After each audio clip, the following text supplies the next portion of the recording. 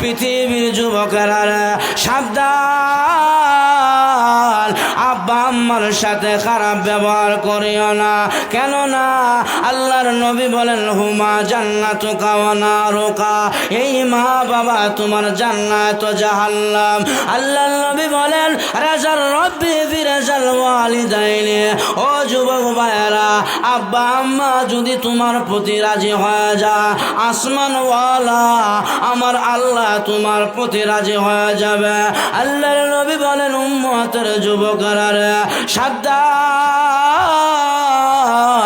আব্বা আম্মার দিকে কোন জোরে তাকায় না, চেহারা কালো করে তাকায় না, উফ শব্দ বের হয়ে যায় এমন আচরণ আব্বা আম্মার সাথে করিও না।